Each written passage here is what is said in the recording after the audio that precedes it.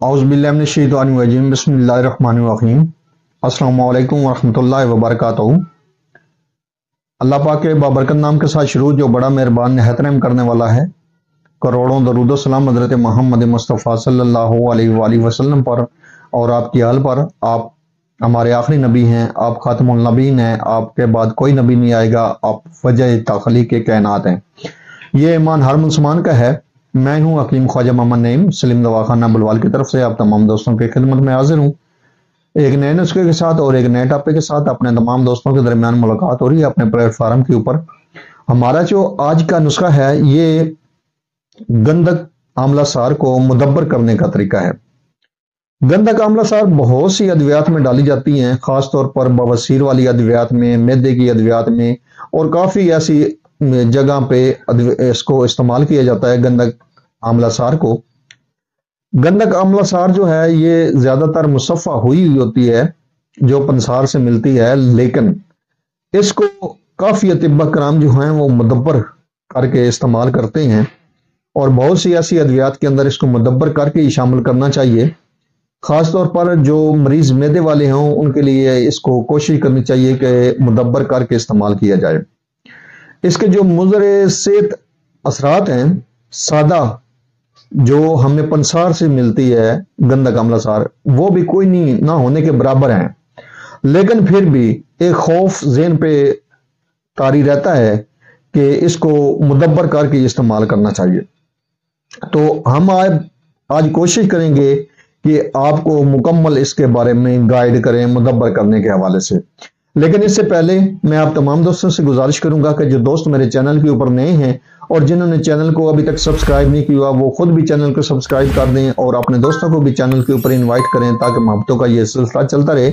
याद रहे यूट्यूब के ऊपर हमारे 3 चैनल इस वक्त आप दोस्तों की खिदमत कर रहे हैं, जिनमें सलीम दवाखाना बुलवाल है, कमाल हिकमत चैनल है और अनमोल की नुस्खे शामिल है। आपसे गुजारिश है कि आप हमारे तीनों चैनलों का विजिट करें। चैनल पसंद आने की सूरत में चैनल को लाइक कर दें, सब्सक्राइब कर दें और बेल आइकन को सी फास्ट पे कर दें ताकि हमारी आने वाली तमाम वीडियो का नोटिफिकेशन आपको बर वक्त मिलते जाए। ये गुजारिश आपसे इसलिए की जाती है कि हमारा जो मकसद है वो अल्लाह पाक के दिए हुए इल्म में से आप दोस्तों को आसानियां देना है। जितने ज्यादा दोस्त आप इनवाइट करेंगे ये सिलसिला बढ़ता रहेगा, चलता रहेगा और ज्यादा से ज्यादा जो इल्म है वो आप लोगों के दरमियान तकसीम होगा। इसमें हमें भी सीखने का मौका मिलता है और आपको भी सीखने और सिखाने का मौका मिलता है। दोनों घरों का फायदा है। अगर आप इस सिलसिले में तावन करेंगे तो इंशाअल्लाह ताला ये सिलसिला बढ़ता रहेगा। अपने टॉपिक की तरफ आते हैं तो गंधक आंवला सार को मुदब्बर करने के लिए हमें 2 बर्तनों की जरूरत होती है। एक बर्तन जिसके अंदर हमने गंधक को पिघलाना होता है और एक बर्तन ऐसा डोल की तर्ज पे हो जिसमें दूध शामिल करना होता है हमने और उसमें बुझाने देने होते हैं।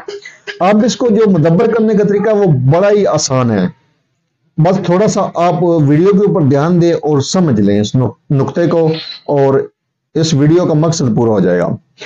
आपने हस्ब जरूरत गंधक लेनी है, पंसारी से मिल जाती है गंधक आंवला सार के नाम से। आपने गंधक आंवला सार लेनी है और आपने इसको किसी भी कढ़ाई में या फ्राई पैन में आपने डालना है, बारीक करके चूरा करके डाल लें।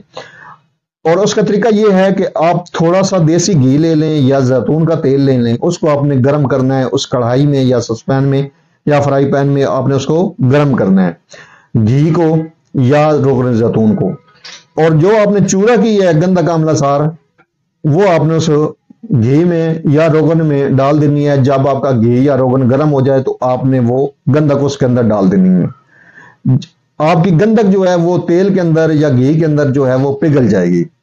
जब पिघल जाए तो आपने दूसरे बर्तन में जिसमें आपने दूध डाला हुआ है, डोल की तरह पे आपका बर्तन होना चाहिए और दूध आपका इतना हो कि गंधक उसके अंदर डूब जाए और थोड़ा सा दूध ऊपर रहे।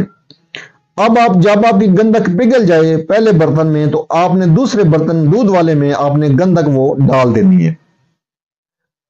आपकी जो गंधक है वो दूध में नीचे बैठ जाएगी और जम जाएगी। आपने उसको हिला लेना है और जब आपकी ठंडी हो जाए वो गंधक उस दूध के अंदर तो फिर आपने निकाल कर इसी तर्ज पे दोबारा फिर उसको थोड़ा सा घी या आपने रोगने जो जैतून है वो लेना है और उसके अंदर दोबारा उसको गर्म करके फिर आपने इसी तरह गंधक को उसमें पिघलाना है اور جب آپ کی گندک پگھل جائے اس گھی کے اندر تو آپ نے پھر دوبارہ جو ہے تازہ دودھ میں پہلا دودھ آپ نے نکال لینا ہے اور دودھ ڈال لینا ہے، اس دودھ میں پھر آپ نے وہی گندک پگھلنے کے بعد ڈال دینی ہے۔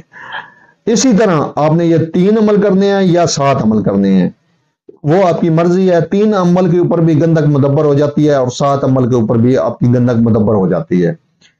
آپ نے کوشش کریں کہ 3 عمل کم از کم ہوں اور 7 عمل ہو جائیں تو بیسٹ ہے، آپ کی گندک مدبر بالکل مصفہ ہو جائے گی، مدبر ہو جائے گی آپ کی۔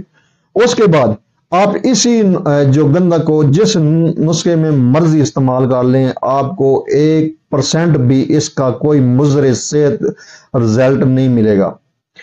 انشاءاللہ تعالی یہ آپ کی 100% گندک مدبر ہو چکی ہے۔ اب آپ کو جہاں پہ مرضی اس کو کام میں لائیں، جس نسخے میں مرضی آپ اس کو شامل کریں، بلا خوف بلا جھجک آپ اس کو مرضی استعمال کروا سکتے ہیں، جہاں مرضی استعمال کروا سکتے ہیں۔ ایک بار پھر آپ تمام دوستوں سے گزارش ہے کہ جو دوست میرے چینل کے اوپر نئے ہیں اور جنہوں نے چینل کو ابھی تک سبسکرائب نہیں کیا وہ خود بھی چینل کو سبسکرائب کر دیں اور اپنے دوستوں کو بھی چینل کے اوپر انوائٹ کریں تاکہ محبتوں کا یہ سلسلہ چلتا رہے۔ حاضر ہوں گے انشاءاللہ تعالی اسی طرح کے مفید و مجرب ویڈیو کے ساتھ، اس وقت تک کے لیے اجازت دیجیے، اللہ حافظ۔